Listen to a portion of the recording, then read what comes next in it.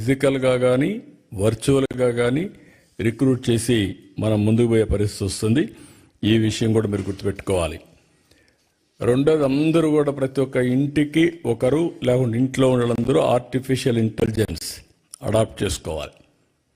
ఒకప్పుడు ఐటీ మాట్లాడారు, ఇప్పుడు మీరు ఏ డెసిషన్ తీసుకోవాలన్నా ఇమ్మీడియట్గా అడగండి చాట్ జీపీటీని,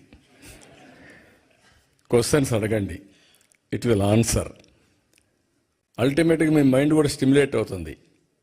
ఇప్పుడు ఎవరైనా సరే డెసిషన్ తీసుకునే మునుపు 10 మందితో మాట్లాడిన వాళ్ళు కరెక్ట్ డెసిషన్ తీసుకుంటారు, ఎవరితో మాట్లాడకపోతే తప్పుడు డెసిషన్ తీసుకుంటారు.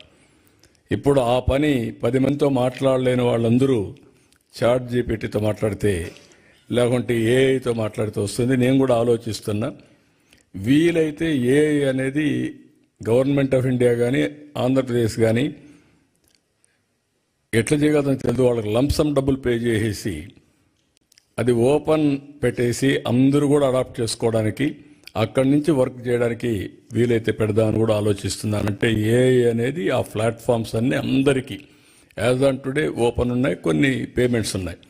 ఆ పేమెంట్సే గవర్నమెంట్లో కట్టేస్తే వాళ్ళ ప్లాట్ఫామ్ మనకి సోర్స్ మనకిస్తే మనం డెవలప్ చేయొచ్చని చూద్దాం అనుకుంటున్నాం.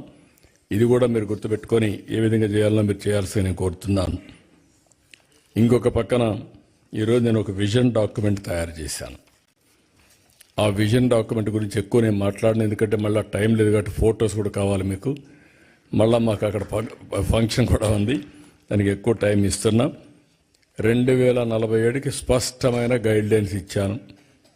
ఒక 10 ప్రిన్సిపల్స్ పెట్టాను. జీరో పావర్టీ, అదే మరిగా ఉద్యోగాల కల్పన, అదే మరిగా population management, skill development, human resource development, ఇంకో పక్క వాటర్.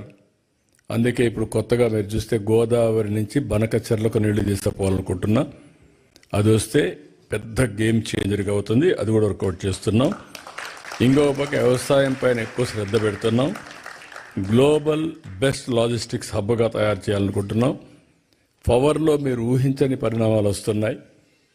ఈరోజు మీరు చూస్తే ఇంటిపైనే కరెంటు తయారు చేసుకునే పరిస్థితికి వచ్చాం.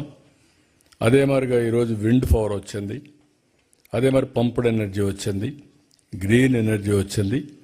ఇప్పుడు ఆంధ్రప్రదేశ్కి ఒక గ్రీన్ హైడ్రోజన్ హబ్గా తయారయ్యేదానికి అవకాశాలు వచ్చాయి. దీనివల్ల కొన్ని లక్షల మందికి ఉద్యోగాలు వస్తాయి.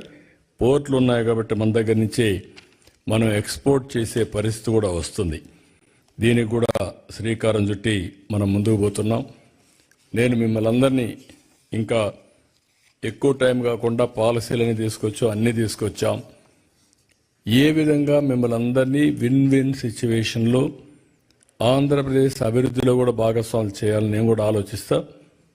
ఫస్ట్ మీరంతా ఎన్ఆర్టీలో మెంబర్స్గా తయారైతే ఒక డేటాబేస్ వస్తుంది. తెలుగు అసోసియేషన్స్ డిఫరెంట్గా ఉండొచ్చు, పర్వాలేదు, కానీ ఎక్కడున్నా మీరు పుట్టినటువంటి జన్మభూమి ఆంధ్రప్రదేశ్ కాబట్టి నేను ఇంకోటి కూడా చెప్తున్నాను, నేను ఆంధ్రప్రదేశ్ గురించే మాట్లాడడం లేదు, తెలుగు బిడ్డగా మాట్లాడుతున్నా. తెలుగు జాతి కోసం పనిచేస్తా. తెలుగు వారు ఎక్కడున్నా ప్రపంచంలో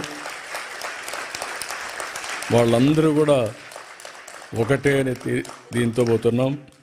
మన తెలుగు జాతి బాగా అభివృద్ధి అయితే దేశం కూడా అభివృద్ధి అవుతుంది. మనం అందరం కూడా ఒక్కసారి ఇది కూడా గుర్తుపెట్టుకోవాలి. ఈరోజు నరేంద్ర మోడీ గారు ఒక డిటర్మినేషన్తో పనిచేస్తున్నాడు. ఈ దేశానికి ఏదో చేయాలని తపంతో పనిచేస్తున్నాడు. వికసిత్ భారత్ ఇచ్చారు, నేను స్వర్ణ ఆంధ్రప్రదేశ్ ఇచ్చాను. వాళ్ళు వికసిత్ భారత్లో భారతదేశాన్ని నెంబర్ 1 చేయాలంటే నేను స్వర్ణ ఆంధ్రప్రదేశ్ దానికంటే అన్ని రాష్ట్రాల కంటే నెంబర్ 1 తెలుగు రాష్ట్రాలు ఉండాలి, ఆంధ్రప్రదేశ్ ఉండాలని దానికి ఒక విజన్ తయారు చేశాం. ఇప్పుడు ఇవన్నీ కూడా అమలు చేయాలంటే మీరు ఎక్కడున్నా మీరు కూడా సహకరించాలి. ప్రపంచంలో ఉండే నాలెడ్జ్ అంతా కూడా మీ దగ్గర ఉంది, మీరు గుర్తుపెట్టుకోవాలి. మీరు ఎక్స్పోజ్ అయ్యారు. ఇక్కడ రాష్ట్రంలో జరిగే డెవలప్మెంట్ మీరు చూస్తున్నారు. డిఫరెంట్ కంట్రీస్లో ఉన్నప్పుడు డిఫరెంట్ కంట్రీస్లో ఉండే బెస్ట్ ప్రాక్టీసెస్ లేకుంటే నాలెడ్జ్ మీకు అందుబాటులో ఉంది. అది అధ్యయనం చేసుకొని ఎప్పటికప్పుడు మీరు కూడా నాకు ఆలోచనలు ఇస్తే ఆ ఆలోచనలు అందిపుచ్చుకొని రాష్ట్రాన్ని అభివృద్ధి చేసే బాధ్యత